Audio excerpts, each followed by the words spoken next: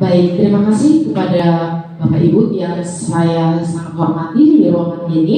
Selamat datang. Di sini saya akan melakukan webinar di dalam ruang kelas kita, yaitu tentang diseminasi budaya positif. Nah, baik, pastinya terima kasih atas kesempatan yang diberikan kepada saya. Saya hormati Ibu Kepala Sekolah, Ibu Wakil Kepala Sekolah, serta Ibu Bapak yang hebat dari Sekolah SMP Santa Maria Parmonangan. Salam Santo Yosef. Bersatu, bersatu, bersatu, beriman, bertanggung jawab, tulus, taat. Terima kasih Bapak Ibu. Saya sekali lagi kita coba dulu untuk memberikan yel-yel kita untuk menambah semangat dari webinar kita hari ini, ya. Coba kita tepuk bahagia dulu ya Ibu ya. Oke, nanti kalau Ibu saya buat seperti sedikit nanti yel-yelnya, coba diikuti ya Bapak Ibu ya. Oke, kita mulai. Tepuk love. Kalau dibilang tepuk love nanti, love kecil, love besar, love sorry maaf ya, kita ulang ya. It's okay. Selamat datang Ibu. Ya, kita ulang ya Bu ya. Nanti kalau saya buat seperti ini ya Bapak Ibu. Tepuk love kecil, love sedang, love besar, sama siapapun boleh. Oke, kita coba ya. Kita coba ya. Tepuk love kecil, love sedang, love besar. Terima kasih Bapak Ibu, luar biasa ya. Tepuk tangan dulu dengan bahagia kita. Iya. Hari ini kita akan diperhadapkan dengan beberapa poin, yaitu tentang budaya positif ya. Nah, di sini Bapak Ibu perkenalkan, mungkin kita sudah kenalan, tapi ini perlu untuk kita ya. Saya Natalia Elisawati Simamora, calon guru penggerak angkatan 11 dari SMP Santa Maria Parmonangan, Kabupaten Tapanuli Utara. Baik, nanti di dalam budaya positif ini ada yang perlu kita terapkan dalam sekolah kita. Silakan.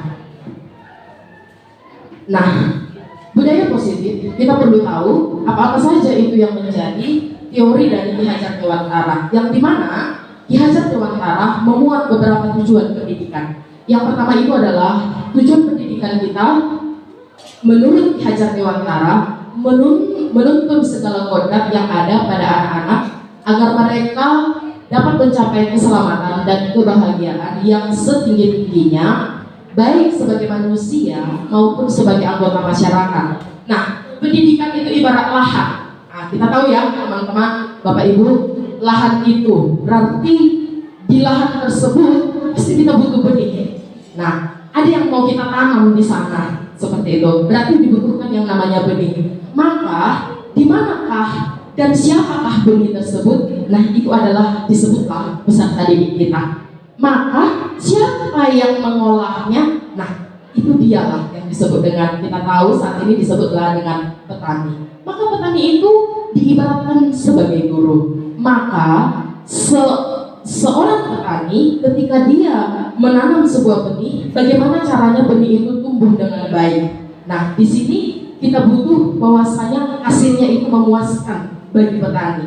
Dan begitu juga benih itu juga butuh yang namanya pastinya keselamatan dan juga kebahagiaan. Yaitu dari segi apa? Kalau dari kenyataannya, yaitu adalah pasti membutuhkan pupuk, ya. Lalu pastinya juga membutuhkan yang namanya perawatan yang baik, seperti itu Bapak Ibu ya. Nah, lanjut. Nah, di dalam budaya positif ini kita nanti ada beberapa konsep yang perlu kita pahami, yaitu yang pertama adalah perubahan paradigma belajar.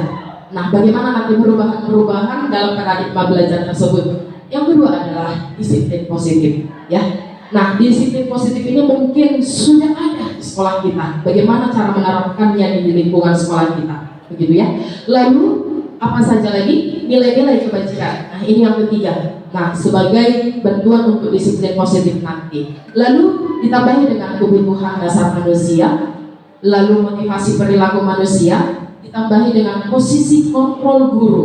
Ya, di sini juga ada posisi kontrol guru dalam membentuk budaya positif tersebut. Lalu berikutnya adalah keyakinan kelas. Nah, nanti kita praktekkan nanti setelah akhir di dalam webinar ini. Nah, yang terakhir adalah menerapkan segitiga restitusi. Nantinya kita akan diperhadapkan dengan beberapa sedikit yang namanya itu sebuah peristiwa ataupun skenario-skenario yang ada mungkin terjadi di lingkungan sekolah kita. Baik.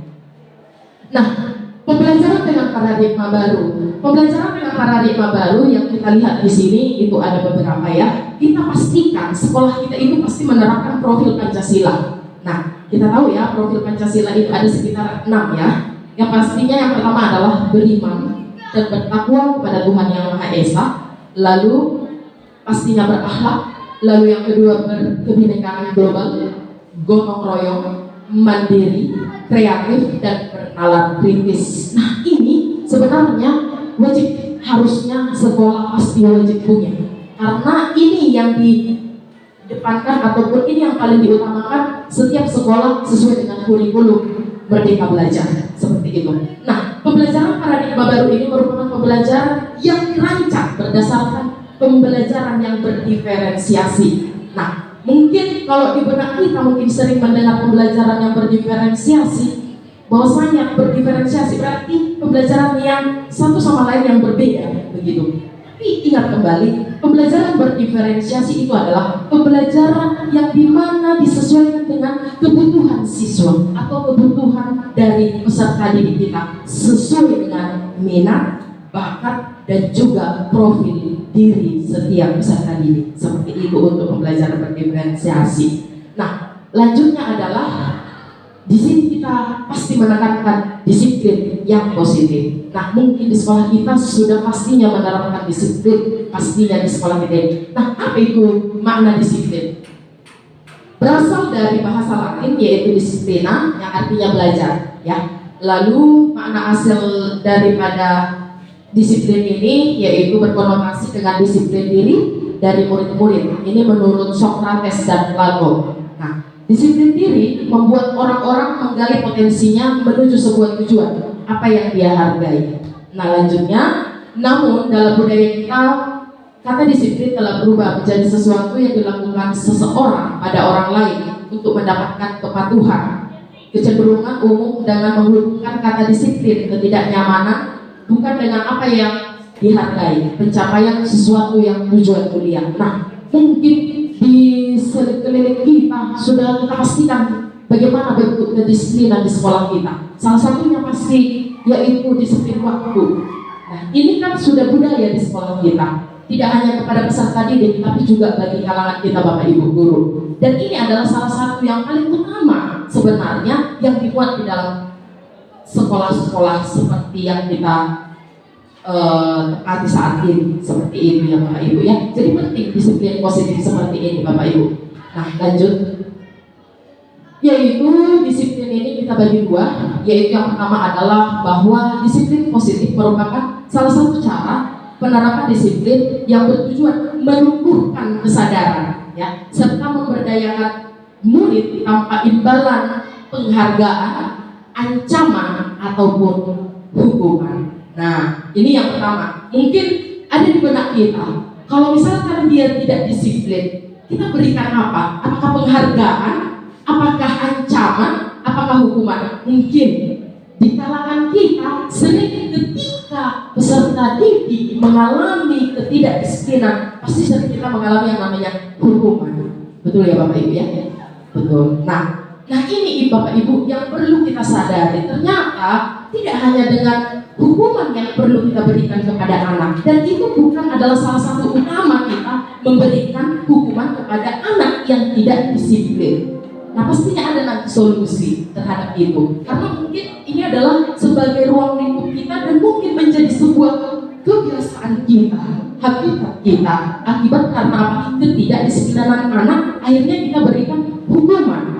Nah, mungkinkah ketidakdisiplinan anak kita akan berikan penghargaan? atau juga dengan berupa ancaman, mana yang baiknya? Kalau kita berikan misalkan penghargaan, apakah dia misalkan itu menjadi sikapnya atau menambah ketidakdisiplinannya? Seperti itu. Nah, memang beberapa pengalaman memang menjadikan kita itu ambigu untuk melakukan apa yang seharusnya kita berikan kepada peserta didik ketika mengalami yang namanya ketidakdisiplinan. Nanti kita bahas selanjutnya. Nah, harusnya pastinya ada solusinya terhadap kejadian tersebut. Ya, berikutnya adalah sebagai pendidik yang utama adalah menciptakan murid yang memiliki disiplin diri, ya, sehingga mereka berperilaku mengacu pada nilai-nilai kebajikan universal dan memiliki motivasi intrinsik dan perubahan perilaku ke arah yang lebih baik. Pastinya mengarah ke arah budaya yang positif ketika peserta didik mengalami ketidakdisiplinan seperti itu, Ibu. Baik, lanjut. Nah, di sini apa-apa saja itu nilai-nilai kebijakan secara universal. Menurut William Glasser, teorinya mengatakan bahwa setiap perilaku atau perbuatan pasti memiliki tujuan. Betul ya, Ibu ya? Nah, apa saja itu? Mari kita lihat. Nah, nilai-nilai kebajikan universal. Dengan mengaitkan nilai-nilai kebajikan yang diyakini seseorang, maka motivasi intrinsiknya akan terbangun, sehingga menggerakkan motivasi dalam mencapai tujuan mulia yang diinginkan. Ini kata Diane Gosen 1998. Lanjutnya, nah di sini apa yang perlu kita sepakati yaitu nilai kesepakatan kita secara bersama, baik itu dari suku bangsa, agama, bahasa maupun latar belakangnya. Ada 3 nanti. Yang pertama adalah pastinya kita akan memakai profil Pancasila tersebut, ya, yaitu tadi sudah saya sebut. Lalu yang kedua adalah Primary Years Program ataupun PYP, yaitu nilai yang kita sepakati adalah toleransi. Ini adalah bagian juga dari profil Pancasila. Rasa hormat, integritas, ya, mandiri, menghargai, antusias, empati, keingintahuan, kreativitas, kerjasama, percaya diri, dan komitmen. Nah, seperti itu. Lanjut dengan keterampilan hidupnya adalah dapat dipercaya, lurus hati, pendengar yang aktif, tidak merendahkan orang lain, dan memberikan yang terbaik dari diri sendiri. Seperti itu. Berikut. Nah, pastinya setiap kebijakan tadi pasti punya kebutuhan, karena ada kebutuhan dasar manusia itu sendiri. Nah, di sini ada 5. Yang pertama adalah kebutuhan bertahan hidup, ya. Kita juga sebagai manusia pasti wajib bertahan untuk hidup, ya. Nah, itu yang pertama. Nah, yang kedua adalah kebutuhan kasih sayang. Nah, di sini saya buat adalah belonging, ya. Artinya setiap orang pasti butuh itu, karena yang namanya kasih sayang itu adalah menghidupkan setiap bentuk semangat perjuangan setiap manusia, seperti itu. Lalu yang ketiga adalah kebutuhan akan kebebasan, freedom, ya. Nah, yang keempat adalah kebutuhan untuk akan kesenangan, dan yang kelima adalah kebutuhan akan kekuasaan. Itu juga pastinya akan diperhadapkan dengan kebutuhan-kebutuhan yang 5 ini dari dasar manusia. Nah, baik, kita langsung ke dalam bentuk nyatanya. Nah, di sini ada beberapa peristiwa perilaku siswanya, yaitu ketika seorang siswa memukul teman yang menghinanya. Seperti itu. Mungkin saling mengejek, akhirnya dipukul yang diejeknya. Nah, jadi kebutuhan apa yang mungkin berusaha dipenuhinya, ya kan, terhadap si korban, seperti itu. Pastinya butuhnya yaitu kekuasaan ataupun power. Kenapa? Karena dia itu tidak mau dihina. Siapa yang mau dihina? Kan begitu. Maka dia harus mampu menguasai temannya, karena ketika dia itu mengalami gangguan, yaitu mengalami penghinaan terhadap temannya. Nah, ini. Nah, maka apa yang menjadi pertanyaan pada siswa tersebut? Apakah ada cara untuk memenuhi kebutuhan kekuasaan tanpa melakukan kekerasan? Seperti itu dia. Apakah ada cara seperti itu? Oke, ini yang pertama. Maka akan menjadi kebijakan nilainya dan juga bagaimana bentuk kebutuhan dasar manusianya. Yang pastinya kita lihat dulu perilaku siswanya, yaitu mengganggu di kelas. Apakah ada yang mengganggu ketika dia itu mengalami pemukulan terhadap temannya yang menghinanya? Itu dia. Pastinya ada terjadinya penghinaan karena adanya sesuatu awal terjadinya masalah mereka, seperti itu, ya. Nah, lalu yang keduanya adalah kebutuhan yang mungkin berusaha dipenuhi adalah pastinya kebebasan. Ketika kita diganggu misalnya, pastinya dia itu butuh apa? Butuh teman untuk merasakan bebasnya, seperti itu. Lalu yang berikutnya adalah, apakah ada cara memenuhi kebutuhan kebebasan tanpa mengganggu pembelajaran semua orang? Nah, ini yang sering dihadapkan oleh peserta didik kita, seperti itu. Lanjut. Baik, apa yang menjadi motivasi perilaku manusia yang perlu kita dapatkan dari setiap bentuk kebutuhan manusia tersebut? Nanti ada dua, yaitu motivasi eksternal dan motivasi internal. Pastinya yang pertama adalah motivasi internal. Untuk menjadi orang yang mereka inginkan dan menghargai diri sendiri dengan nilai-nilai yang mereka percaya, itu adalah motivasi internal. Artinya berasal dari dalam, seperti itu. Lalu motivasi eksternal yaitu menghindari ketidaknyamanan ataupun hukuman. Seringkali kita lihat anak didik kita itu secara eksternalnya pastinya anak-anak suka menghindari hukuman, ya kan? Nah, apa yang perlu kita lakukan nanti ada pastinya solusinya di dalamnya, ya. Nah, yang kedua adalah untuk mendapatkan imbalan ataupun penghargaan dari orang lain. Nah, ketika anak kita mampu mengerjakan tugas, pastinya kita akan kasih reward sama anak kita. Nah, disebutlah itu penghargaan, ya, atau juga imbalan. Lanjut, ya. Nah, baik, sebagai guru, apa yang menjadi posisi kita? Nah, ada di mana, ya? Apakah kita sebagai penghukum atau yang lainnya? Nah, di sini perlu kita sadari, ya. Yang pertama adalah sebagai penghukum. Apakah kita sebagai penghukum? Contohnya, ketika anak melakukan kesalahan, langsung kita, sini kamu, nah seperti itu, langsung menghukumnya, seperti itu, ya, ya. Langsung tanpa sebab langsung menghukum. Nah, ini apakah kita seperti itu? Ya. Yang kedua, terhadap masalah tadi, ya, ya.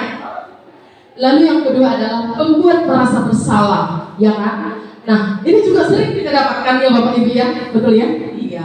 Mungkin perlu kita sadari ternyata itu tidak menjadikan jangka panjang, bisa menjadi itu jangka pendek. Karena apa? Ingatan mereka itu hanya sekedar itu. Oh, aku juga menjadi merasa bersalah. Tidak akan menjadi ingatan jangka panjang seperti itu, ya. Lalu yang berikutnya adalah teman. Nah, bagaimana ini teman? Nah, kalau teman ini biasanya kita membuat sebuah apa namanya itu, ya, hukuman. Biasanya contohnya jangan begitu ya guys, seperti ini. Nah, itu sebuah kata sudah membuat sebagai posisi kontrol kita menjadi teman, seperti itu. Jangan buat seperti itu ya guys, katanya seperti itu, ya kan. Nah, itu sudah sebagai teman. Artinya kamu menganggap semuanya itu dianggap jadi teman, seperti itu. Kalau ada membuat sebuah kesalahan, seperti itu. Lalu yang berikutnya adalah memantau, ya. Nah, ini memantau, ya. Kira-kira apa yang kamu lakukan tadi? Kira-kira apa yang sudah kau dapatkan tadi? Nah, ini memantau. Nah, apakah kita di dalam posisi seperti itu, kan? Atau sebagai manajer, di mana ketika kesalahan anak-anak, ketika misalkan tadi ada anak-anak kita diganggu waktu belajar, nah, pasti kalau kita sebagai manajer bagaimana bentuknya? Seperti itu, ya. Nah, pastinya kalau mengganggu teman itu sudah biasa. Ya, maka apa yang perlu kita lakukan adalah bahwasanya mengganggu teman itu akan mengakibatkan kerugian bagi siapapun. Nah, di sini adalah posisi kontrol sebagai manajer. Artinya kita tidak membuat sebagai yaitu merasa bersalah ataupun menghukum hatinya, juga tidak sebagai teman, tetapi kita sebagai manajer atau sebagai pemimpin ketika memberikan hukuman ataupun memberikan yang namanya peringatan kepada anak-anak, seperti itu. Lanjut. Baik. Nah, contoh-contoh di sini penerapan 5 posisi kontrol. Yang pertama adalah hormat pada bendera selama 1 jam. Nah, saya tanya, hormat pada bendera selama 1 jam itu mode hukuman, pembuat merasa bersalah, teman, atau pemantau, atau juga mandiri? Termasuk mana dia tadi? Hukuman, ya, tepat sekali, ya. Lalu yang kedua, ayo dong ikuti aturan sekolah, tolong bantu ibu, ya. Kali ini saya sudah tidak apa-apa, lain kali jangan sampai berbuat seperti itu lagi, ya. Kira-kira ini apa? Termasuk hukuman, penghukum, teman, apa yuk? Atau membuat merasa bersalah? Teman. Oke, mantap. Tepuk tangan dulu kita. Mantap, luar biasa. Baik.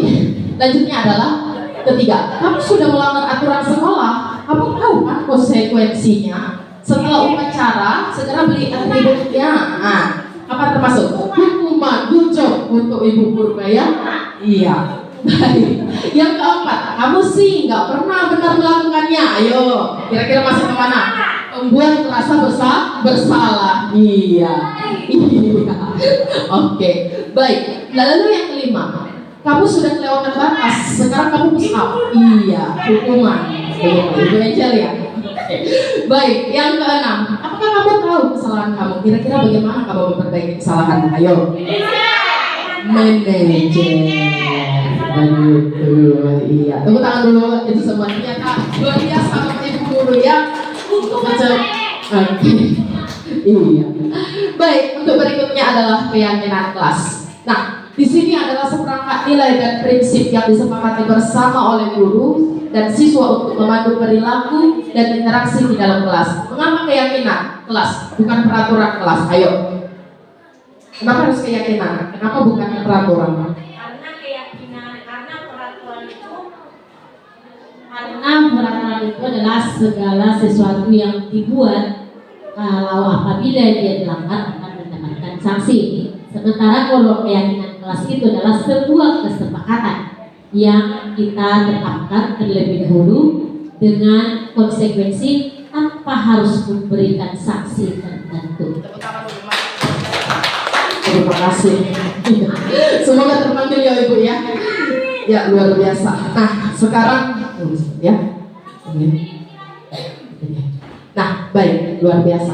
Nah betul sekali Ibu ya. Kalau peraturan pastinya dibutuhkan sanksi, sedangkan keyakinan pastinya ada konsekuensinya yang dibuatnya sendiri tanpa harus adanya sanksi seperti itu. Nah itu perbedaan yang sangat luar biasa ya terhadap keyakinan kelas. Nanti Ibu, kita akan membuat keyakinan kelas menurut versi Bapak Ibu guru di setiap kelas. Dan ini nanti yang mau kita imbaskan di kelas kita masing-masing. Seperti ini ya Ibu ya. Lanjut. Nah caranya untuk membuat keyakinan kelas yang pastinya bersifat abstrak, tidak tertentu, tidak ada teorinya, tapi bersifat abstrak seperti itu. Yang kedua adalah berupa pernyataan universal, artinya secara menyeluruh dapat menyepakati kesepakatan tersebut ya. Lalu dibuat dengan pernyataan positif, tidak ada kata larangan. Dilarang itu bukan positif, melainkan itu merupakan peraturan seperti itu. Nah caranya bagaimana? Yaitu menerapkan, lebih baik daripada dilarang seperti itu ya. Sedikit saja agar mudah diingat, nanti kita perlihatkan. Lalu sesuai dengan kondisi kelas dan sekolah sehingga mudah diterapkan gitu ya. Dan yang terakhir adalah semua warga kelas dilibatkan dalam membuat keyakinan kelas. Ini yang kita harapkan di setiap kelas kita ya Bapak Ibu ya. Nah, contohnya kita lihat di sini kesepakatan kelas. Nah, ini saya ambil dari sekolah TK Dharma Wanita Persatuan. Ini dia ya. Di sini dibuat kesepakatan kelasnya ada yang pertama dalam tepat waktu, mengucapkan salam. Itu ada ya di sekolah kita ya. Nah, iya. Menjaga kebersihan sekolah. Seperti itu ada juga ya. Berdoa sebelum dan sesudah kegiatan proses pembelajaran. Iya betul. Di kantor gitu ya. Lalu berdoa aktif dalam pembelajaran. Nah ini kadang ya. Iya. Tapi ini harus ya seharusnya ya. Itu ya. Nah ini yang sangat paling penting tertib. Bisa kalian tertib? Sangat ya. Oh gitu. Luar biasa ya Ibu ya. Nah, di sini kita buat dulu kesepakatannya kepada kelas, tapi dan guru dan murid saling menyayangi. Bisa ya? Bisa ya, saling menyayangi kita ya. Yang kedua adalah kami murid yang semangat belajar. Betul ya? Betul, betul. Iya, betul sekali Ibu ya. Dan yang ketiga adalah kami murid yang peduli dengan teman-teman. Betul kan? Iya, kalau ada teman yang sakit langsung jenguk ya. Walaupun juga Alfa juga dijenguk. Seperti itu ya. Bayangkan Alfa aja dijenguk ya. Ya luar biasa ya. Nah, maka itulah bagian dari keyakinan kelas dan situ nanti kita praktekkan ya Bapak Ibu. Di sini dari semua tadi yang kita telusuri, yang kita pahami setiap materi ini, inilah salah satu proses yang perlu kita pahami sebenarnya. Inilah solusinya ya. Apa itu? yaitu segitiga restitusi, ya. Segitiga restitusi adalah proses menciptakan kondisi bagi murid untuk memperbaiki kesalahannya sehingga karakter mereka lebih kuat ketika kembali pada kelompoknya. Restitusi memberikan kesempatan kepada murid untuk disiplin yang positif, memulihkan diri dari kesalahan sehingga memiliki tujuan yang jelas. Jadi kalau misalnya murid itu melakukan kesalahan, apakah dia menyadari kesalahan tersebut, dan pastinya ada tujuan yang jelas ketika dia melakukan kesalahan. Sehingga disinilah kebutuhan ataupun proses segitiga restitusi yang sebenarnya baik itu dari pihak guru seperti itu, Bapak Ibu. Nah, seperti apa bentuknya? Mari kita lihat. Nah, ini dia. Baik, pasti ada 3 segitiga restitusi. Kami juga sudah segitiga. Berarti apa yang tahap-tahapnya, ya? Yang pertama itu adalah menstabilkan identitas. Nah, ini yang di bawah ini, Ibu, ya. Yaitu setiap orang pasti pernah melakukan kesalahan, betul ya? Kalau misalnya anak kita terlambat, itu memang tidak hanya murid saja yang mengalami ini. Bapak Ibu guru juga pastinya pernah mengalami ini. Nah, pastinya pernah mengalami kesalahan. Itu yang perlu kita dalami. Yang kedua adalah kamu bukan satu-satunya yang pernah melakukan ini. Jelas. Ya, setiap orang pasti, setiap siapapun pasti pernah melakukan kesalahan. Nah, dibutuhkanlah di sini menstabilitaskan identitas. Nah, seperti itu.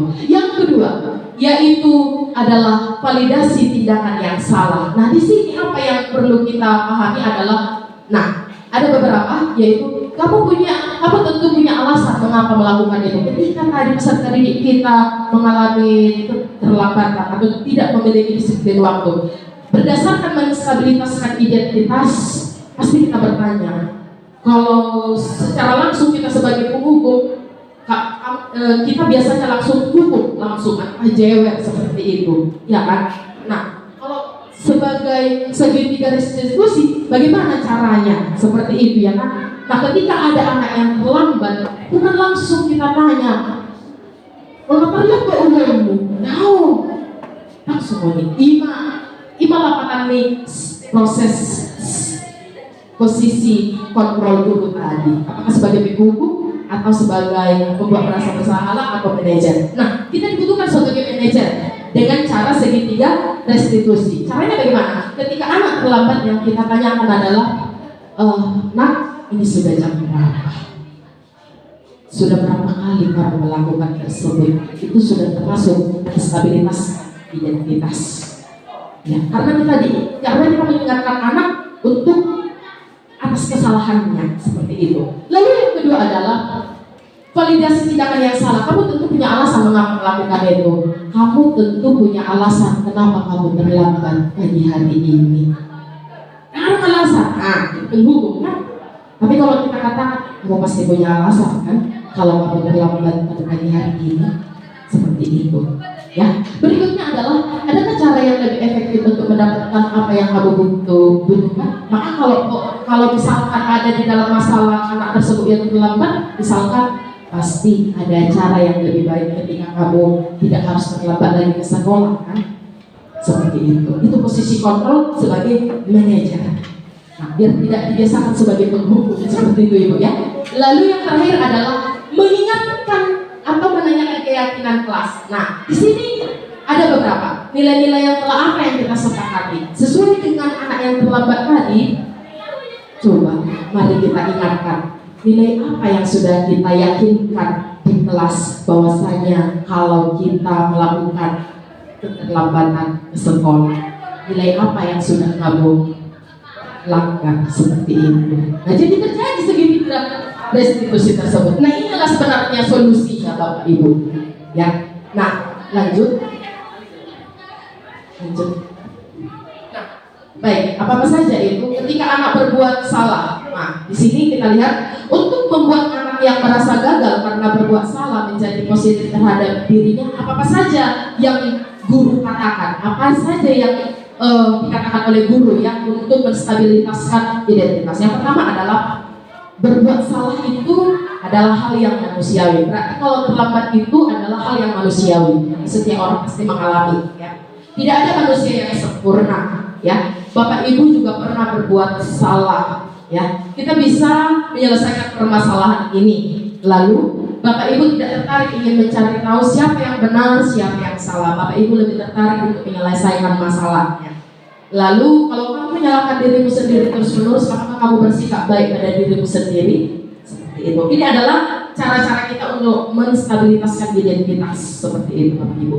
Berikutnya adalah validasi kebutuhan, yaitu membantu siswa mengenali basicnya atau kebutuhan dirinya yang ingin dipenuhi ketika melakukan kesalahan itu. Nah, di sini tujuannya adalah yaitu kekuatan, kebebasan, cinta atau juga kesenangan, ya. Ini adalah kebutuhan-kebutuhan anak kita ketika mengalami kesalahan, ya. Nah, pastinya apa yang kita katakan? Yang pertama adalah kamu bisa saja kan melakukan yang lebih buruk, tapi kamu tidak melakukannya kan. Nah, yang kedua adalah kamu pasti punya alasan mengapa melakukannya, begitu. Yang ketiga, apa yang penting bagi kamu. Lalu yang keempat, kamu tetap boleh berusaha menjaga sikap itu, tapi tambahkan sikap yang lain, yang baru, ya. Berikutnya, maukah kamu belajar cara lain untuk mendapatkan yang kamu butuhkan tanpa harus mengukur? Dan yang terakhir adalah, apakah kamu bisa melakukan dengan lebih baik besoknya lagi, seperti itu ya. Berikut yang terakhir, menanyakan keyakinan. Nah, di sini anak-anak melihat kesalahannya dihubungkan dengan norma sosial, dengan nilai-nilai yang mendasari manusia yang berinteraksi dengan orang lain. Nah, di sini guru apa yang dikatakannya, ya? Apa nilai yang kita percaya di kelas atau di sekolah kita? Nilai-nilai universal apa yang kita sepakati? Ya, kelas yang ideal itu seperti apa sih? Ya, kamu ingin jadi anak yang seperti apa? Ya, apa kamu merasakan ketika kamu melakukan itu, kamu menjadi orang yang seperti apa? Ini adalah pertanyaan-pertanyaan ketika menanyakan keyakinan. Nah, baik, Bapak Ibu, ada yang perlu kita lihat agar lebih memantapkan dari pertemuan kita hari ini, yaitu nah jadi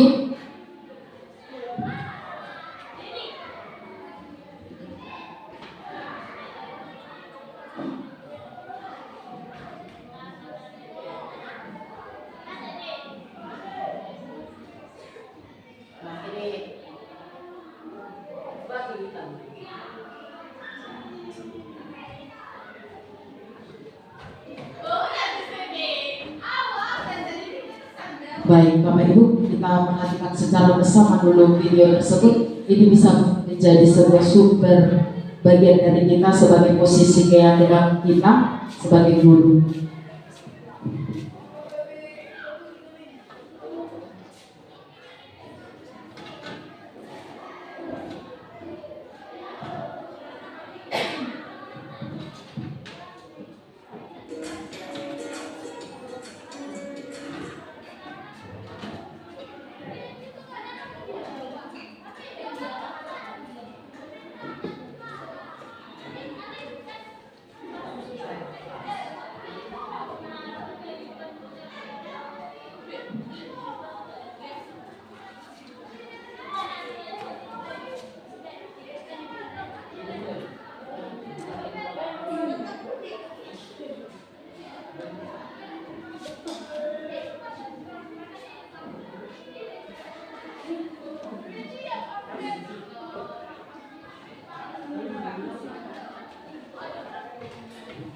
Baik, kita pahami bersama ya video tersebut.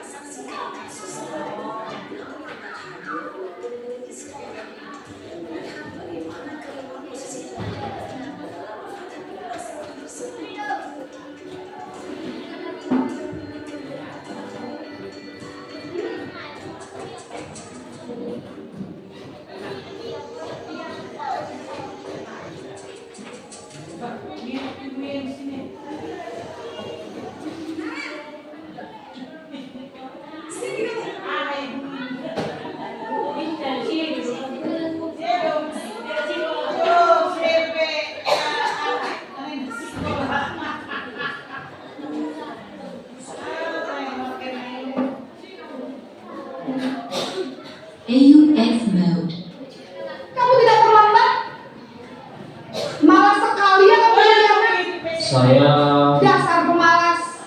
Gak kapok-kapok sih kamu. Sudah berapa kali terlambat?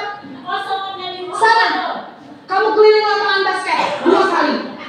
kenapa saya harus keliling lapangan basket, Bu? Kenapa? Kamu melawan ibu.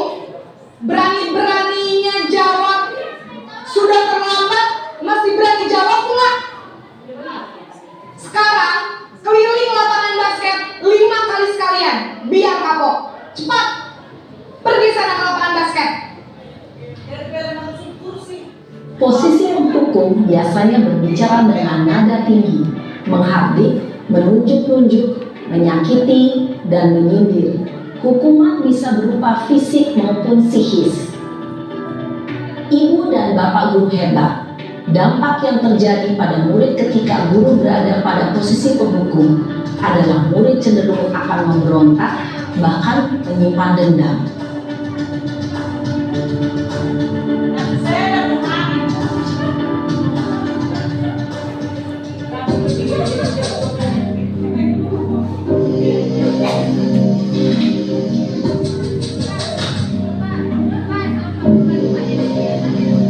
Naren!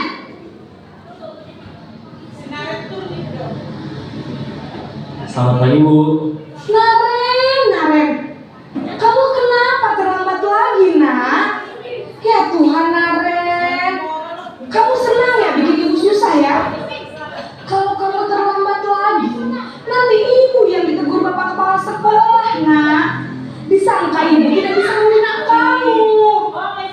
Duh, gimana ini?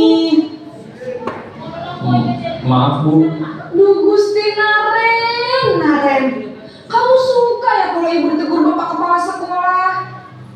Terus, sekarang ibu harus tulis apa yang di buku absen? Ini kamu sudah sering terlambat loh. Ibu harus apa coba? Maaf, Bu. Maaf sekali. Ya sudah, lain kali jangan bikin ibu susah lagi ya, nak ya.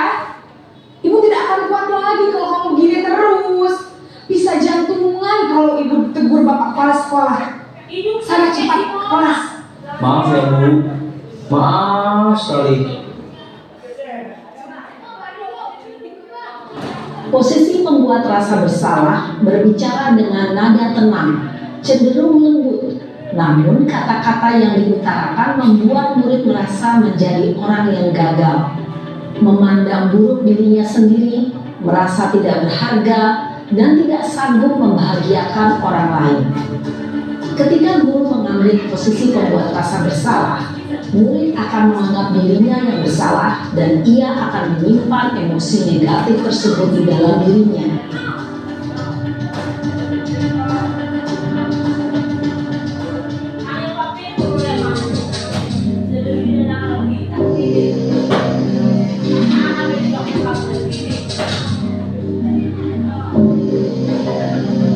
Naren!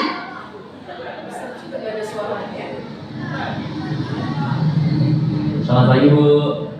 Wah, sudah jam berapa ini, nak? Terlambat lagi ya, sayang. Iya, Bu. Habis ibu saya belum membangunkan saya, Bu.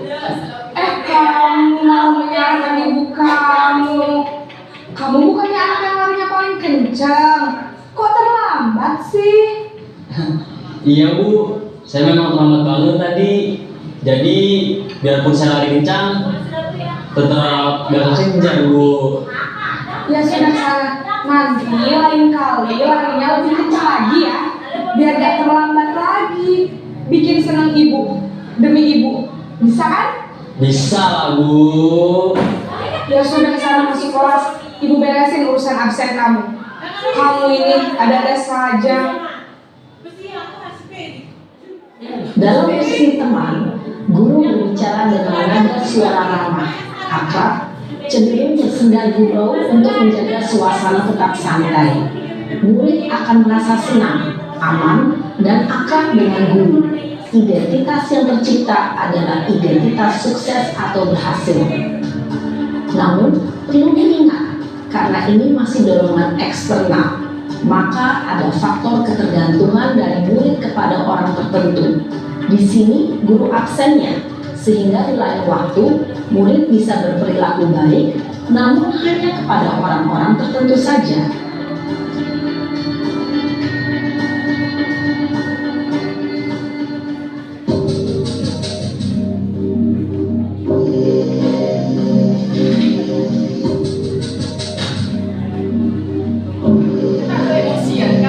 Naren,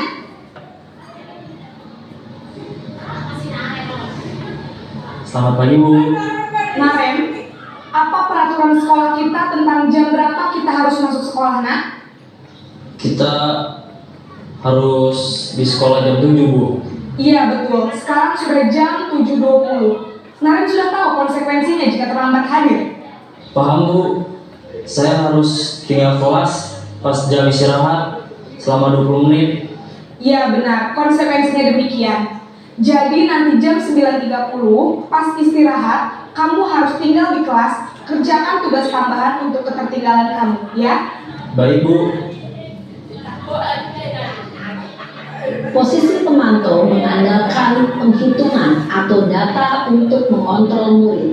Guru mengarahkan murid berdasarkan peraturan dan konsekuensi. Seorang pemantau menunjukkan bahasa tubuh dan ekspresi wajah yang datar dan cenderung formal.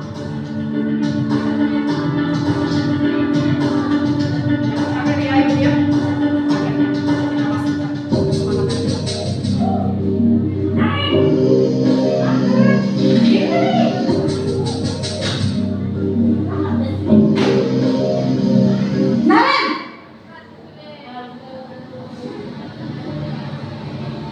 Selamat pagi Bu.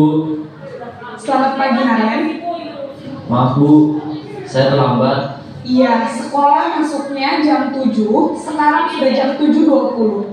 Jadi sekarang bagaimana ini Naren?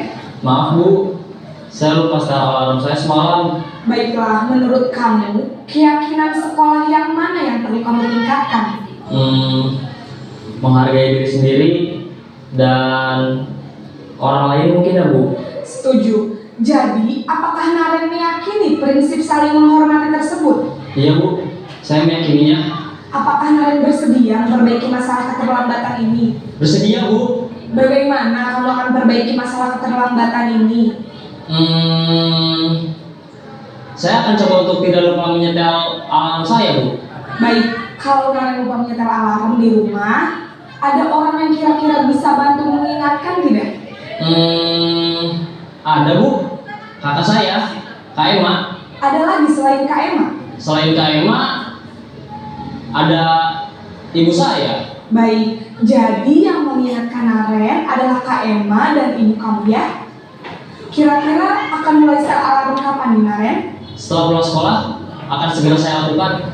Baik, jadi Naren akan setel alarm untuk bangun besok pagi dan akan diingatkan oleh kakak dan ibunda Naren ya.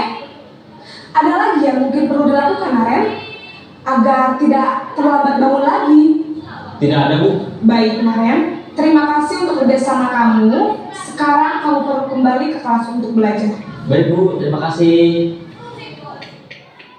Posisi manajer adalah posisi kontrol yang disarankan untuk membimbing murid memiliki sikap disiplin yang positif, yaitu murid yang mandiri, bertanggung jawab, dan dapat memecahkan masalah.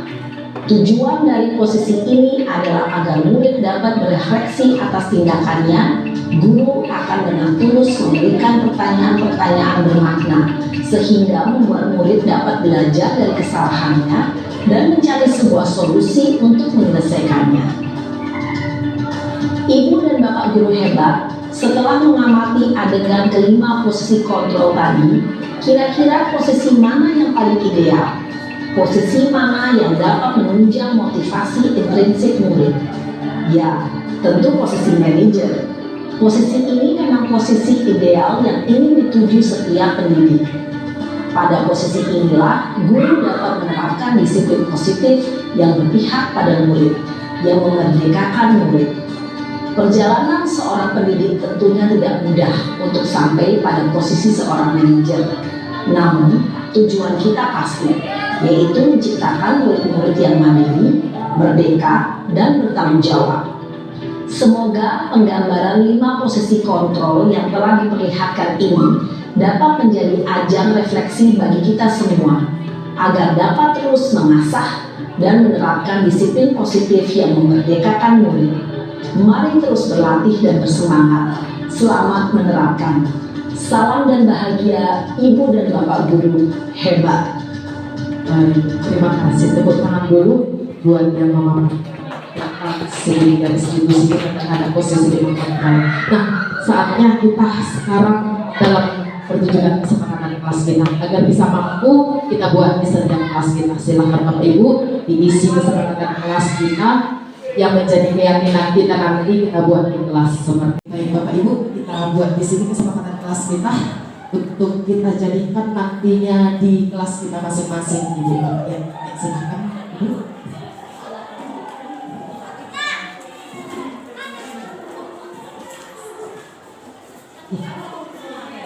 Terima kasih Ibu, luar biasa ya Bapak Ibu hebat.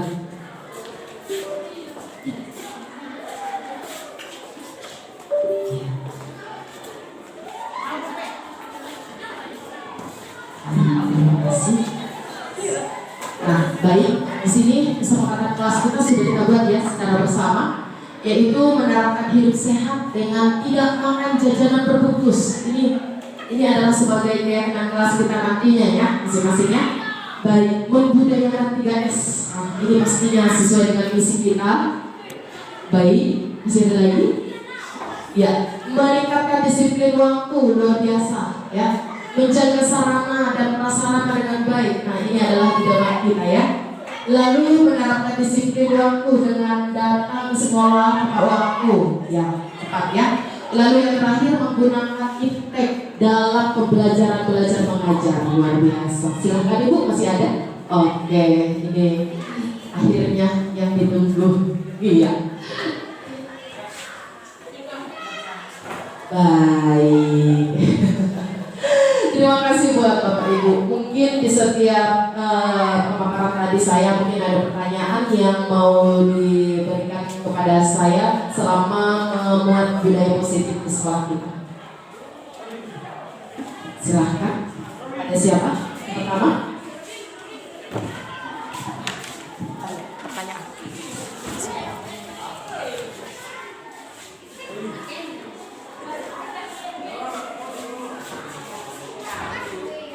Oke, baik, terima kasih Bu penjelasannya.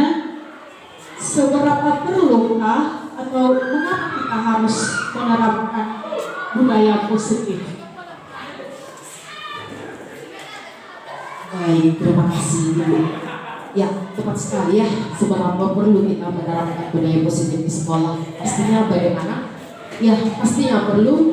Karena dengan budaya positif, ya pasti yang tumbuh di sekolah maka akan tercipta suasana yang nyaman, aman, ya bagi siswa dan juga sebagai pendidik seperti itu Ibu. Ini yang sangat dibutuhkan. Kenapa perlu budaya positif seperti itu Ibu?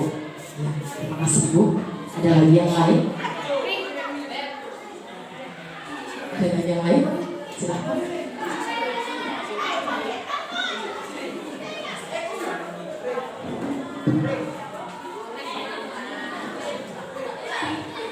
Baik, terima kasih Bu untuk kesempatan yang diberikan tadi. Kami ingin bertanya Bu, bagaimana cara kita menerapkan budaya positif di sekolah? Terima kasih Ibu, luar biasa pertanyaannya. Nah ini sangat penting ya. Pastinya ada beberapa, sebenarnya ada 5 sebenarnya. Yang pertama tadinya kita butuh dulu yang pertama kebutuhan belajar peserta didik. Ini yang pertama. Lalu yang keduanya yaitu adalah bagaimana nilai-nilai kebajikan kita di sekolah. Seperti tadi ada senyum sama salah ini nilai-nilai kebajikan. Disiplin waktu itu nilai-nilai kebajikan. Ya. Berikutnya yang ketiga itu adalah menciptakan suasana yang nyaman, ya dan nyaman bagi siswa ataupun peserta didik dan juga pendidik. Ya. Berikutnya yang keempat yaitu membuat kesepakatan kelas. Nah seperti ini tadi kita akan membuat kesepakatan kelas. Nah yang terakhir adalah menggunakan restitusi ataupun menggunakan segitiga restitusi seperti itu ya. Terima kasih buat kita semuanya. Saya ucapkan untuk pemakaran kali ini cukup luar biasa untuk teman-teman yang sudah menghadiri di ruangan kita ini. Terima kasih sekali lagi. Salam Santo Yosef. Bersatu, bersatu, bersatu, beriman, bertanggung jawab, tulus, taat, ulet. Tepuk tangan untuk kita semuanya.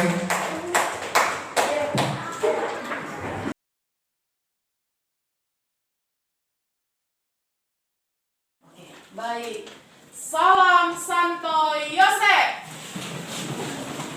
Bersatu, bersatu, bersatu, beriman, bertanggung jawab, tulus, taat, ulet. Tepuk tangan sekali. Tepuk tangan sekali. Tepuk tangan yang gembira. Baik, silakan duduk. Oke, hari ini kita mungkin ada sedikit yel-yelnya, bisa? Bisa. Oke, mungkin ini sering sekali kita dengar, ya kan? Tepuk semangat. Semangat.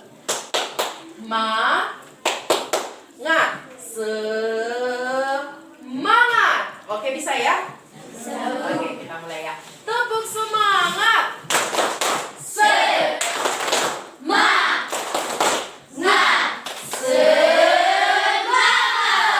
Berarti hari ini masih semangat, betul ya nak ya? Baik, oke. Jadi pagi hari ini mungkin ibu ada yang mau ibu sampaikan, yaitu tentang budaya positif. Ya, ini tambahan dari yang kemarin, ya, budaya positif. Jadi nanti di dalam budaya positif ini itu adalah memiliki nilai-nilai kebijakan melalui profil pelajar Pancasila. Nah, siapa yuk yang tahu apa-apa saja itu profil Pancasila? Ayo, siapa? Apa-apa saja nilai-nilai profil Pancasila? Ayo. Apa isinya? Apa? Pelajar Pancasila Beriman dan bertakwa kepada Tuhan yang Esa, dan berakhlak mulia, berkebinekaan global, gotong royong mandiri, kreatif dan bernalar kritis. Nah, sekarang sudah bisa dinyanyikan. Coba sebutkan apa saja tadi, Mak? Nilai-nilai beriman dan bertakwa kepada Tuhan yang Maha Esa. Kedua, kebinekaan global. Yang ketiga, bergotong royong. Yang keempat, bernalar. Yang kelima, mandiri. Yang keenam, kreatif. Oke, tepuk tangan dulu kita untuk semuanya.